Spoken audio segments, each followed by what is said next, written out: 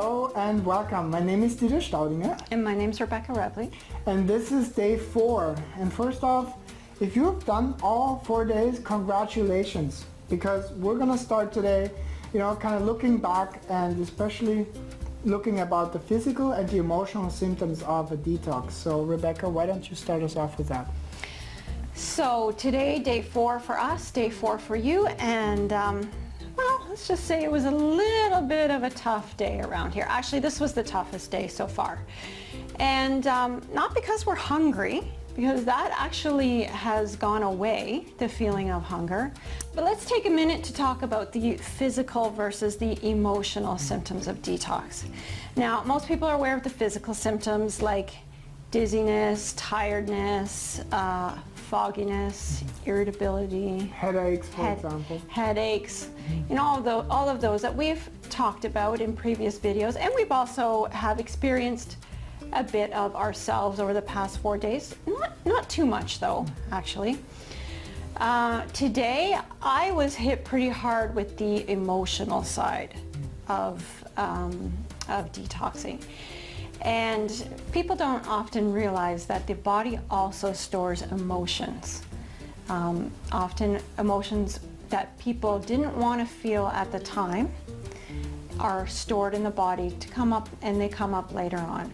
And the detox is the perfect time for this to happen.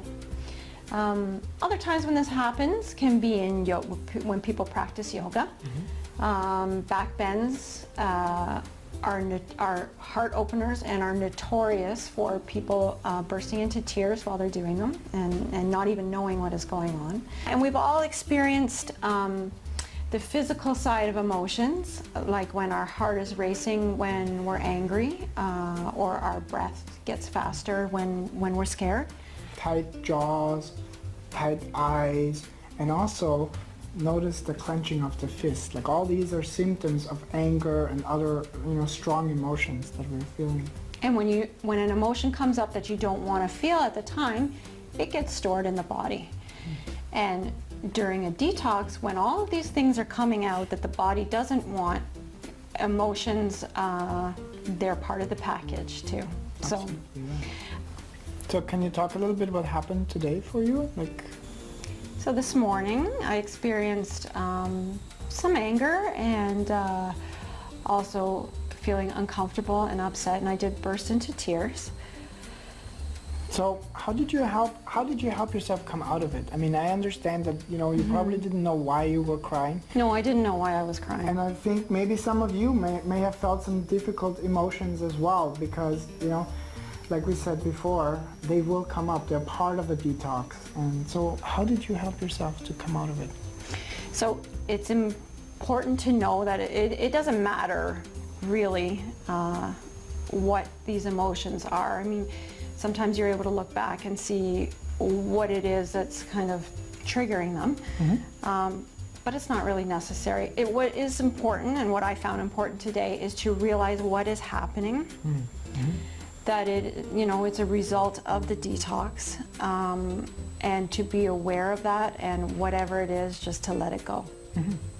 And that's really important, because usually we're actually mostly denying our emotions, and what we do instead is, most of us eat, we drink, we, some of you may do shopping, others call friends and talk for a while. So usually when we don't want to feel something, there is a coping strategy that we're using. So, and I will say that it would have been easier to go to the kitchen and grab a bag of chips and a couple chocolate bars and go for that instead of actually feeling and facing what I was feeling. But I chose not to, so.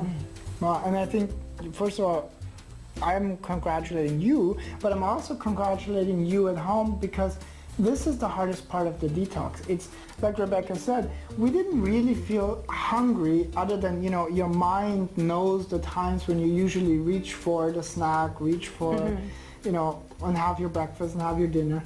But what's really important is that helping us with the emotion is really coming back into presence, like you did, like watching your emotions. What helped you with that? Like, can you give us a tip, or can you give the people at home a tip? Well, I had a good cry. I got nice and angry. I went for a walk and I let it go, and I felt better, way better. So.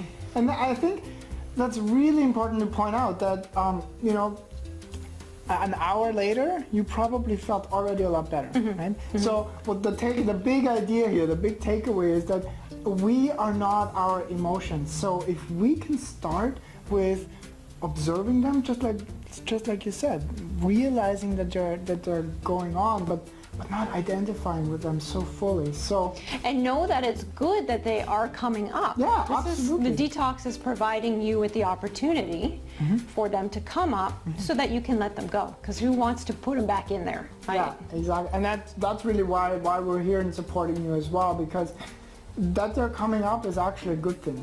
And that's why you're feeling them. So even if it doesn't feel all that great. So one of the things that I can already tell you, if you haven't started your fast, please let the people in your life know that you are doing a detox. Don't hide the fact that you're doing something good for yourself. Don't be ashamed that you are choosing health. And I think letting others know that you might be a little bit more irritable is also owning it up and really, I am worth those 4 days to detox and reset my body and my mind.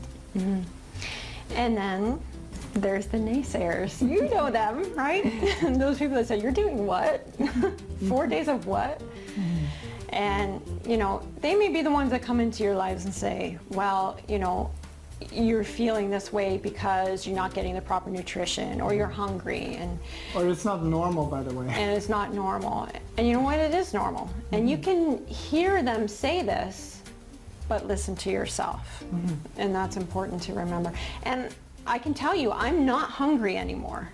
I have no feelings of hunger. I feed my kids dinner, and I have no feelings of eating what they're eating. So it's that part of it does go away. So that's not for me what's causing these things to come up. So, and it's important to note that for you it might be a little bit different. That's why we're encouraging you, honestly. Send us your questions, ask your questions, share your experience, because that's how we as a community support each other. And we have actually one of our upcoming guests in the show is going to be talking a lot about dealing with difficult emotions and feelings, and also how to kind of empower yourself to become a little bit more resilient, both in your mind and your emotions. So I like to speak to something that we came up about in upcoming to our fast, but also today again. Yeah, this did come up today. Yeah, it did come up today again, and that's when you look on the internet about juice fasting, you have experts and authorities of both camps. The ones are saying, for example, well, the ones are saying juice fast is not good, and you're gonna rebound. It's actually worse than and then there's others that say this is one of the most powerful ways of resetting your system, because you are increasing the bioavailability of the nutrients while you're giving your digestive system a rest. And so Rebecca and I were then debating, are we going to take psyllium husks or not, right? And yesterday in the video, day 3, we talked about taking psyllium husks just to kind of ease us into our 40 days. And we've kind of today felt a lot better, so we're really encouraging you to do the same. Listen to your body first. When you hear, but I don't know, make sure that you understand that most of the doctors and naturopaths haven't done a 4-day juice fast, so they go by book knowledge, okay? We're talking about real life experience, and that is so important that you really go into that with that, drawing that line in the sand and say, I don't know, but I'm willing to actually have the courage to find out. That's really what day 4 was for us. And I think it's important to point out here that nobody knows your body better than you. It's your body. So health professionals, other people, can say what they believe, but in the end it comes down to it's your body, and nobody really should know it better than you. And that part of doing the fast is connecting more with that knowing and that connection with our own bodies, and the listening to our own bodies. So, and ultimately we're talking about taking responsibility for our lives, right? I mean, that's really, I think when you were drawn to find out more about juicing and listening into us and our 40-day fast and also doing your own, it's really taking back the power to create a healthy self and life. And it doesn't matter where you start out from, really, it doesn't matter. You can definitely become healthier no matter what you start out with. And we are going to be talking more about this in one of our upcoming podcasts, because it's interesting, the majority of people who do a fast or even a longer fast say that the most difficult part of doing it is actually the feedback or the negativity that they get from others. Not the hunger, not all the other stuff. That they find that is the hardest part to deal with, and we've had that come up a little bit ourselves today. So, and a dear mentor of us, he describes it this way: you might be the first one on the block. Okay? So you might be the first one. So don't be ashamed. Don't be afraid. This is why. Don't shrink. No, this is why we're so upbeat usually, and encouraging you to shout us out, share your story, share our story, to kind of really get that feel of community, because we're really here with you and for you. And that's really why we take all this extra time on our juice fast to create these videos. And we're not experts, we're not pros, neither at editing or anything else, but we're passionate about helping you claim and take back your life and your health. And that's why we're here. Yeah. You've just done an amazing cleanse for yourself. It's really important to finish it well. Yeah. And for a 4-day fast, 1 or 2 days of easing back in should do it. For longer fasts, more time is required. Nutritional and easy to digest food should be used to break your fast gradually. And the best foods to start with are raw fruits and vegetable broths.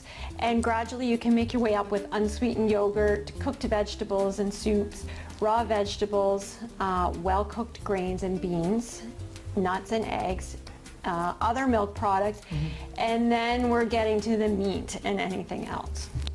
So don't celebrate with a chocolate cake and a bag of chips or a big juicy steak like Dieter said. It sounds good, but we can guarantee you will wish you hadn't right away. For all those that might have experienced acid reflux, by the way, in your regular, everyday life, and you have gone through the 4 days, you probably haven't experienced acid reflux.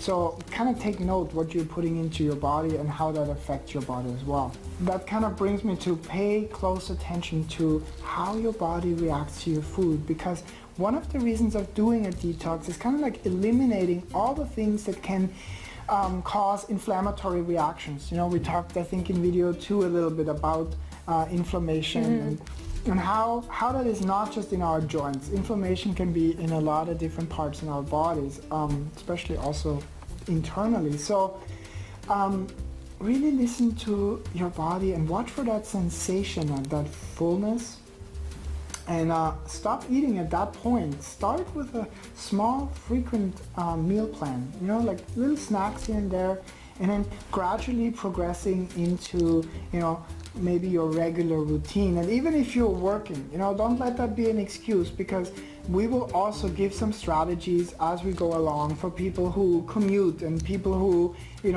work in an office and it's not easy to have healthy lunches, strategy is part of the deal, and I think that we learned that too, right? What you've done gives you an opportunity to kind of stay on that healthy level, right? Which means watch how you're slipping back into old habits, or don't slip back into old habits, because that cycle is really vicious. And watch for those foods which are strongly addictive, like wheat, sugar, even coffee or alcohol, because These are addictive foods, and they can get you back on that same vicious cycle before you know it. Sugar is more highly addictive than crack, and we're all on it. And even after 4 days, you probably already noticed the difference of how you experience yourself. So kind of stay on with that, okay?